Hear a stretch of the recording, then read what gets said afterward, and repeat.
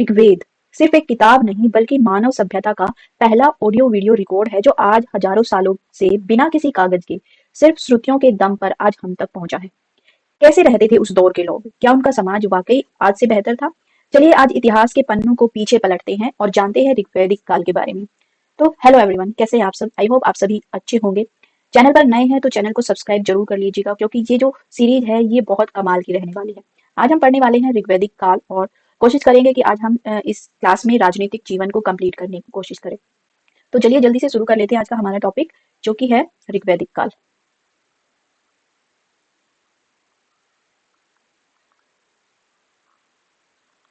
ऋग्वैदिक काल या ऋग्वैदिक पीरियड।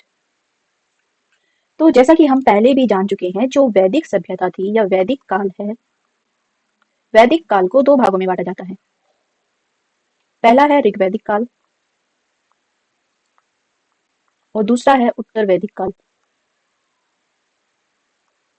उत्तर वैदिक काल, ये जो ऋग्वैदिक काल है इसका टाइम पीरियड लगभग 1500 से 1000 बीसी तक था और उत्तर वैदिक काल का टाइम पीरियड 1000 से 600 बीसी तक माना जाता है। क्योंकि इस टाइम पीरियड में 1500 से 1000 बीसी के मध्य में ऋग्वेद की रचना की गई थी, इसलिए इसे ऋग्वैदिक काल कहा जाता है। तो आज हम ऋग्वैदिक काल को ही शुरू करने वाले हैं। तो ऋग्वैदिक काल का जो एकमात्र सोर्स ऑफ नॉलेज है, ओनली सोर्स ऑफ नॉलेज, एकमात्र जानकारी का स्रोत जो है वो है ऋग्वेद। ऋग्वेद ग्रंथ से ही हमें ऋग्वैदिक काल की जानकारी मिलती है। जो इसका भौगोलिक एरिया है, भौगोलिक क्षेत्र, इसकी हम बात करें तो इसका भौगोलिक क्षेत्र कहाँ तक था, यानी जो ऋग्वैदिक सभ्यता थी वो कहाँ तक फैली हुई थी। इसकी हम उत्तरी सीमा की बात करें, नॉर्दर्न जो बाउंड्री थी इसकी उत्तरी सीमा वो हिमालय तक फैली हुई थी। पश्चिमी सीमा, पश्चिमी सीमा अफगानिस्तान तक थी और जो पूर्वी सीमा है वो जो पश्चिम यूपी है, वेस्टर्न यूपी, उत्तर प्रदेश, वहां तक ये फैली हुई थी। और जो दक्षिणी सीमा है वो राजस्थान में अरावली तक, अरावली तक ये फैली हुई थी। और जो ये क्षेत्र है ऋग्वैदिक काल का जो भौगोलिक एरिया है इसे सप्त सैंधव यानी 7 नदियों का जो प्रदेश है वो कहा जाता है। यानी ये जो एरिया है इसमें 7 नदियां बहती थी, 7 नदियों का प्रदेश इसे कहा जाता है। ऋग्वेद में ये जो एरिया है इसे देवकृत योनि कहा गया है। देवकृत योनि इस एरिया को कहा जाता है। मैप से समझते हैं। मैप में देखिए ये जो एरिया है यहाँ पर ये अफगानिस्तान वाला एरिया है। अफगानिस्तान तक इसकी पश्चिमी सीमा फैली हुई है। यहाँ पर देखिए ये हिमालय पर्वत वाला एरिया आ जाता है, हिमालय पर्वत तक ही ये फैला हुआ था इनका क्षेत्र। और जो ऋग्वैदिक काल है वो गंगा यमुना तक नहीं था, वो सिर्फ यहाँ तक फैला हुआ था, वेस्टर्न यूपी। गंगा से पहले ही यहाँ तक वो रहते थे। गंगा के जो पूर्व वाला इलाका है यहाँ पर उन्होंने उत्तर वैदिक काल में रहना शुरू किया था। जो ऋग्वैदिक काल जो प्रारंभिक काल था वो यहाँ पर गंगा के आसपास वो रहते थे, गंगा को क्रॉस उन्होंने अभी नहीं किया था। और जो दक्षिणी सीमा है उसकी वो अरावली पर्वत तक यहाँ तक मानी जाती है। अरावली पर्वत राजस्थान में अरावली तक यहाँ तक जो ऋग्वैदिक काल का भौगोलिक क्षेत्र था वो फैला हुआ था। हिमालय की जो वेस्टर्न हिमालय है यानी पश्चिम हिमालय, वो पूरे हिमालय के बारे में नहीं जानते थे कि जो आज हिमालय को हम जानते हैं वो नॉर्थ से लेकर नॉर्थ ईस्ट तक फैला हुआ है, उसकी जानकारी उन्हें नहीं थी। उन्हें सिर्फ पश्चिमी हिमालय की जानकारी थी, यानी अफगानिस्तान वाला जो हिमालय है वहां पर उसकी उन्हें जानकारी थी, पश्चिमी हिमालय की उन्हें जानकारी थी। और हिमालय को, हिमालय की जो चोटियां हैं उन्हें वो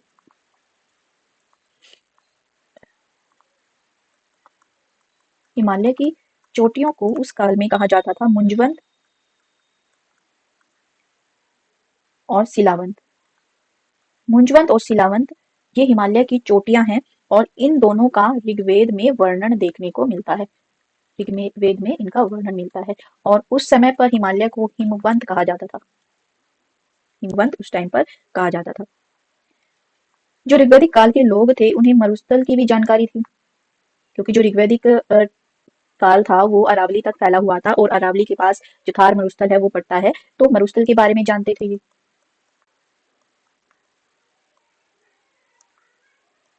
मरुस्थल को ऋग्वेद में धन्व कहा गया है। तो क्वेश्चन पूछा जाए अगर आपसे कि धन्व किसे कहा गया है, तो धन मरुस्थल को कहा गया है। और ऋग्वेद में समुद्र की चर्चा की गई है, समुद्र की भी चर्चा की गई है, लेकिन उन्हें जो आज का समुद्र है, जो हिंद महासागर है या अरेबियन सी है, उसकी जानकारी नहीं थी।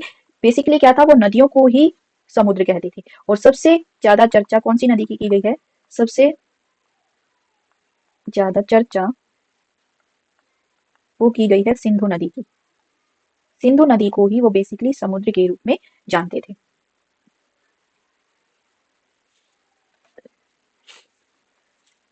अब नदियों के बारे में जाने तो जो सिंधु नदी थी उनकी मेन नदी थी। गंगा नदी का जो एक बार वर्णन ऋग्वेद में आया है, यमुना का 3 बार वर्णन किया गया है। तो इससे पता चलता है हमें कि जो ये गंगा और यमुना नदियां हैं उनके लिए इतनी ज्यादा इंपॉर्टेंट नहीं थी, क्योंकि वो इस एरिया में अब तक उन्होंने रहना शुरू नहीं किया था। जो उनकी सबसे पवित्र नदी थी, सबसे पवित्र नदी वो मानते थे सरस्वती को। सरस्वती उनकी सबसे पवित्र नदी थी। और इस नदी को क्या क्या कहा गया है? नदीत्मा कहा गया है, देवीत्मा कहा गया है और मातेत्मा कहा गया है। यानी नदी, देवी, माता, ये सब सरस्वती नदी को कहा गया है और इसी नदी को वो सबसे पवित्र मानते थे। ऋग्वेद में और भी दूसरी नदियों का वर्णन है, जैसे रावी। रावी को पुरुषणी उस समय पर कहा जाता था, पुरुषणी नदी के नाम से जाना जाता था। ये रावी का प्राचीन नाम है। ऐसे ही जो सतलुज नदी है, सतलुज को ऋग्वैदिक काल में सतुद्री कहा जाता था। शतुद्री, ये सतलुज का प्राचीन नाम है। और जो व्यास नदी है, व्यास को विपासा कहा गया है। और जो चिनाब नदी है, चिनाब को कहा गया है अस्किनी। तो ये इन नदियों के प्राचीन नाम है। इनसे एग्जाम में क्वेश्चन पूछा जा सकता है, तो आप ये नाम जरूर से याद कर लीजिएगा। ये नदियों के प्राचीन नाम है। इन नदियों के अलावा जो अफगानिस्तान की नदियां हैं, अफगानिस्तान की 4 नदियों का वर्णन ऋग्वेद में किया गया है। तो अफगानिस्तान की नदियों में पहली नदी है कुबा, जिसे आज काबुल कहा जाता है। दूसरा है स्वास्तु, जिसे कहा जाता है स्वाद नदी। और तीसरा है गोमल, गोमती से आज कहा जाता है। और जो चौथी नदी है वो है करमू, जिसे कुर्रम कहा जाता है। तो अफगानिस्तान की इन चारों नदियों का ऋग्वेद में वर्णन मिलता है। तो यहाँ से हमें क्या जानकारी मिलती है कि जो ऋग्वेदिक काल है, ऋग्वैदिक काल का संबंध अफगानिस्तान से भी था, क्योंकि ये जो वैदिक सभ्यता थी हमारी, ये अफगानिस्तान तक फैली हुई थी। तो इसलिए अफगानिस्तान तक इसका संबंध था। इन लोगों को नर्मदा नदी की जानकारी नहीं थी, क्योंकि ये अरावली तक ही सीमित थे, अरावली तक ही रहते थे। तो नर्मदा तक ये अभी नहीं पहुंचे थे, इसलिए नर्मदा नदी की जानकारी इन लोगों को नहीं थी, जानकारी इन्हें नहीं थी। तो ये है ऋग्वैदिक काल। उसके बारे में हमने कुछ इंपॉर्टेंट फैक्ट पढ़े। अब हम शुरू करते हैं ऋग्वैदिक काल का राजनीतिक जीवन।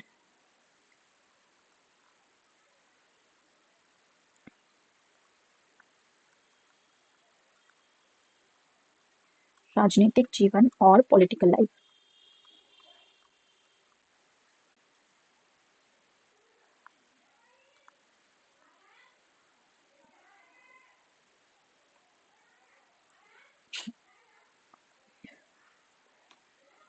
तो जो इनकी ये जो पॉलिटिकल लाइफ है, राजनीतिक जीवन, इसकी जानकारी हमें कहाँ से मिलती है? तो उस समय पर सिर्फ एक ही वेद था, एकमात्र सोर्स, एकमात्र जो स्रोत है इसकी जानकारी का, तो वो है ऋग्वेद। ऋग्वेद से ही हमें ऋग्वैदिक काल की पूरी जानकारी मिलती है। तो इस समय क्या था कि जो आर्य लोग थे, आर्य वो छोटे छोटे कबीलों में रहते थे। आर्य छोटे छोटे कबीलों में रहते थे और इन कबीलों को क्या कहा जाता था? इन कबीलों को कहा जाता था जन। उस टाइम पर इन कबीलों को जन कहा जाता था। ऋग्वेद में 5 कबीलों का वर्णन मिलता है। 5 कबीलों का मुख्य रूप से वर्णन मिलता है, जिन्हें पंचजन कहा गया है। पंचजन। और ये पंचजन है, इनमें है, पहला आता है यदु, यदुजन, दूसरा आता है पुरुजन, तीसरा आता है अनुजन और चौथा है द्रहुजन और पांचवा आता है तुर्वसजन। तो इन पांचों कबीलों को ऋग्वेद में पंचजन कहा गया है। जो जन का प्रमुख होता था, जन के प्रमुख को क्या कहा जाता था? जो जन का प्रमुख होता था उसे कहा जाता था राजा, राजा होता था। और इस राजा को क्या कहा जाता था? विशाम्पति, विशाम्पति और जनस्य गोप, जनस्य गोप इसे कहा जाता था। जो राजा होता था वो भूमि का स्वामी नहीं होता था, भूमि का स्वामी नहीं था, बल्कि वो पशुओं का स्वामी होता था। जो वे जानवर पालते थे उनका स्वामी राजा को माना जाता था, पशुओं का। और उस समय का जो मुख्य पशु था वो था गाय, और इसलिए राजा को क्या कहा जाता था? गोपति कहा जाता था, यानी गायों का पति, गायों का स्वामी उसे कहा जाता था। तो जन का प्रमुख कौन होता था? राजा। राजा को कहा जाता था विशाम्पति, जनस्य गौ या फिर गोपति, क्योंकि वो भूमि का स्वामी नहीं होता था, वो पशुओं का यानी मेनली गाय का वो स्वामी होता था। अब राजा के काम क्या होते थे? जो ये राजा होता था, राजा के कार्य क्या थे? राजा का मेन कार्य क्या होता है? कबीले के लोगों की रक्षा करना,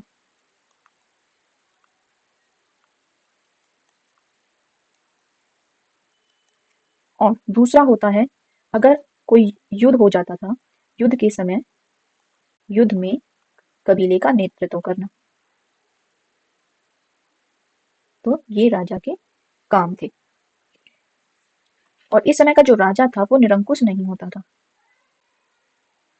निरंकुश नहीं था, बल्कि वो प्रजा हितैषी होता था, प्रजा का भला चाहता था इस समय का राजा।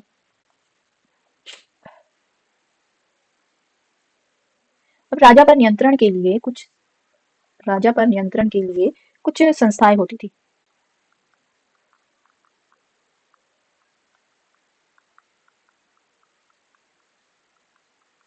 कुछ संस्थाएं थी जैसे सभा, समिति, विदत, गण और परिषद। ये संस्थाएं थी जो राजा पर नियंत्रण रखती थी, राजा को निरंकुश नहीं होने देती थी। जो समिति थी, समिति को राजा के निर्वाचन का अधिकार था, यानी जो राजा को कौन चुनता था वो था समिति। समिति को यह अधिकार था कि वो अपना राजा चुने, कबीले का राजा चुने। राजा के कुछ अधिकारी होते थे, उसके कबीले का कामकाज संभालने के लिए राजा के कुछ अधिकारी थे। ये राजा की सहायता करते थे। तो सबसे पहले था पुरोहित। पुरोहित क्या करता था? ये राजा का मित्र होता था, राजा का सलाहकार होता था, सलाहकार था। और राजा के बाद ये सबसे प्रमुख होता था, राजा के बाद सबसे महत्वपूर्ण पुरोहित का ही पद होता था। पुरोहित के बाद होता था सेनानी। सेनानी कौन होता था? सेना का प्रमुख, सेनापति आप इसे कह सकते हैं। तीसरा होता था ग्रामीणी, गांव का प्रमुख, गांव या फिर आप कह सकते हैं ग्राम का प्रमुख। फिर आता है पुष्प। पुष्प कौन होता था? ये दुर्ग यानी किले का पहरेदार, संरक्षक होता था। फिर एक अधिकारी होता था स्पष्ट। ये क्या होता था? ये गुप्तचर होता था, ये जासूसी करता था उस समय पर। फिर होता था रथकार, रथ बनाने वाला। और फिर होता था सूत। ये जो सूत होता था ये रथ चलाने वाला होता था। रथकार होता था रथ बनाने वाला और सूत होता था रथ को चलाने वाला। अब बात आती है कर की, यानी टैक्स। इस समय पर ऐसा कोई टैक्स नहीं था। जो जनता होती थी, कबीले के लोग होते थे, वो अपनी इच्छा से राजा को कुछ भेंट देते थे। आप कह सकते हैं कि कर को उस समय पर बलि या भाग कहा जाता था। ये बाध्य नहीं था, ये मैंडेटरी नहीं होता था। जो भाग या बलि जो जिसे कहा जाता है ये स्वैच्छिक होता था, यानी लोगों की इच्छा पर ये निर्भर था। लोग जो चाहे राजा को भेंट में दे सकते थे, क्योंकि उस समय सिर्फ लोगों के पास क्या होता था, जानवर ही होते थे, तो क्या देते थे, दूध देते थे वो कर के रूप में, दही देते थे, घी देते थे, फल देते थे। ये सब कर के रूप में राजा को दिया जाता था, और ये जो कर था ये अनिवार्य नहीं था, मैंडेटरी ये नहीं होता था।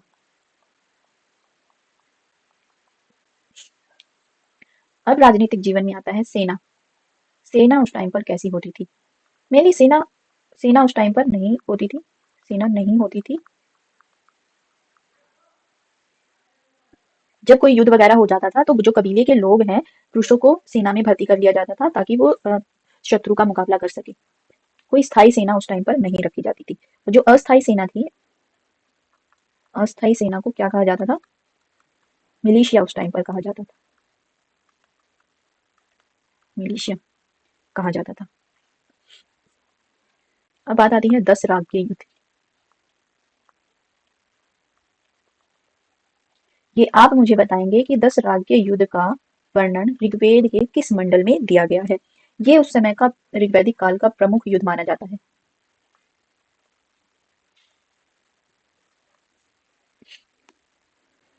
ये जो युद्ध हुआ था, ये हुआ था, भरत कबीला था।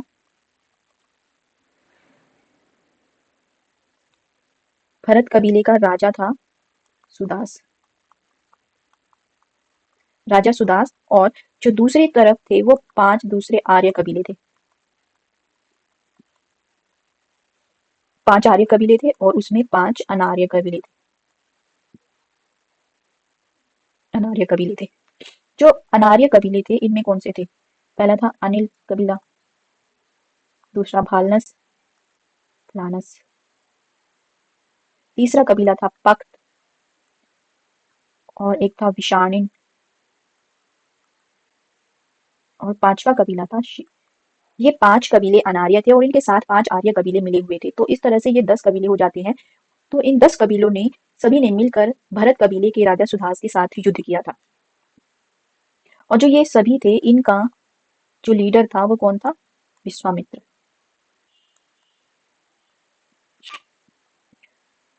क्योंकि ये 10 राजा थे, इसीलिए इस युद्ध को 10 राज्य युद्ध या 10 राजाओं का युद्ध कहा जाता है। इस युद्ध में राजा सुदास था जो वो हार गया था। राजा सुदास की पराजय इसमें हुई थी।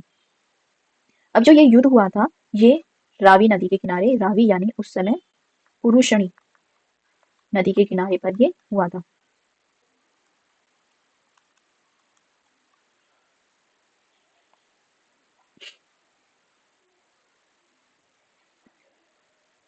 तो अब आता है जो इनकी प्रमुख प्रशासनिक इकाई थी, जो एडमिनिस्ट्रेटिव यूनिट थी इनकी मेन, उसके बारे में।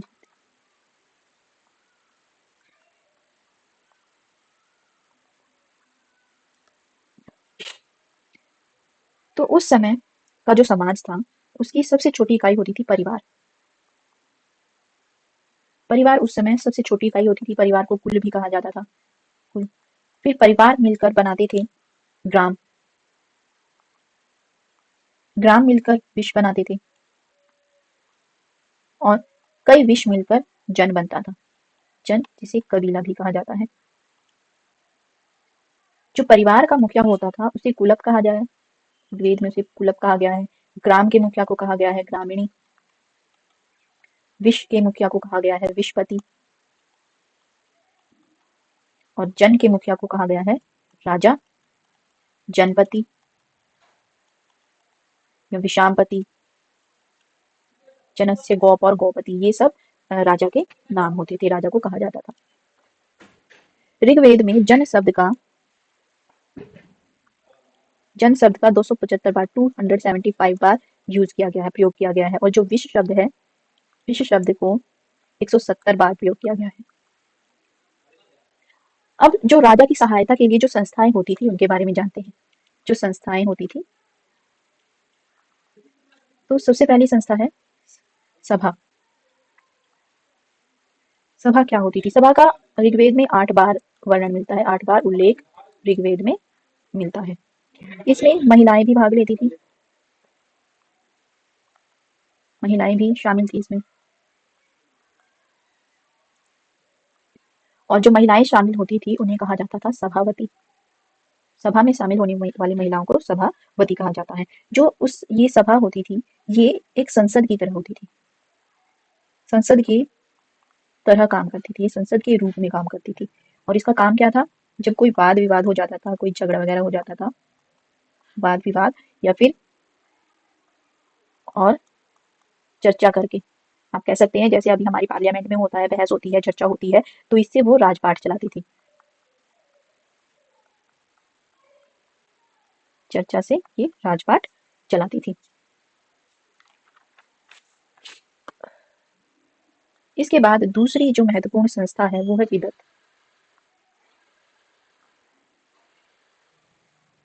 ये आर्यों की सबसे प्राचीन संस्था है। ऋग्वेद में विदत का 122 बार उल्लेख मिलता है और इसका कार्य क्या होता था, इसका कार्य होता था सामाजिक,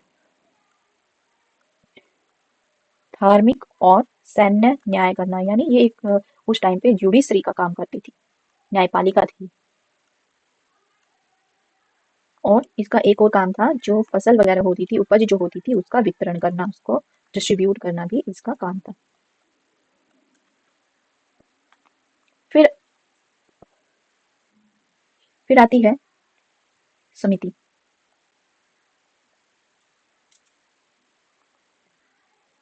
समिति की ऋग्वेद में 9 बार चर्चा की गई। और जो ये समिति होती थी, ये आम लोगों की संस्था होती थी, आम लोगों की संस्था थी। और समिति द्वारा ही राजा का चुनाव किया जाता था। और जो समिति थी, इसे इसके अध्यक्ष को ईशान कहा जाता था, ईशान कहते थे। और जो इसकी तुलना वर्तमान लोकसभा से की जाती है।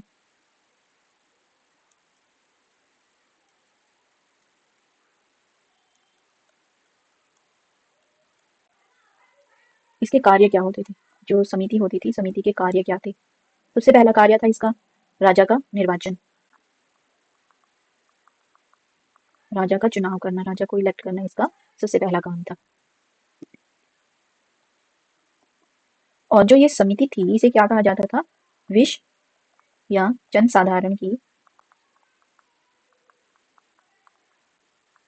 अभिव्यक्ति करने वाली संस्था इसे कहा जाता था, क्योंकि इसमें जनता के रिप्रेजेंटेटिव होते थे और वो जो रिप्रेजेंट थे वो जनता की समस्याओं को राजा के सामने रखते थे, इसलिए इसे जनता की विश या जन की अभिव्यक्ति करने वाली संस्था इसे कहा गया है। फिर आता है गण। गण एक आम जनसभा होती थी, जिसमें कुलीन लोग शामिल होते थे और इसके मुखिया को गणपति कहा जाता था।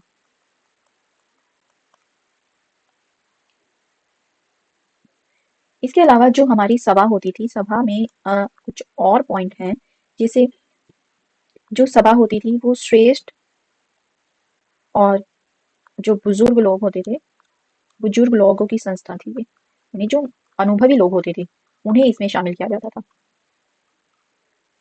और इसे क्या कहा जाता था, आप कह सकते हैं इसे मंत्री परिषद कहा जाता था। इसका जो मुखिया होता था, मुखिया को कहा गया है सभापति। और जो सभा के सदस्य होते थे, सभा के सदस्यों को कहा गया है सभ्य, सभासद और सभासीन। ये सब सभा के सदस्यों को कहा जाता था। और जो सभा के रक्षक होते थे, रक्षक उन्हें कहा जाता था सभापाल। तो इसका काम क्या था, इसका कार्य था न्याय करना और वाद विवाद करना। तो ये था हमारा ऋग्वैदिक काल का राजनीतिक जीवन। आपको क्लास हेल्पफुल लगी तो अपने दोस्तों के साथ अपने स्टडी ग्रुप में शेयर जरूर करिएगा, क्योंकि नेक्स्ट क्लास में हम बात करने वाले हैं ऋग्वैदिक काल के सामाजिक जीवन पर।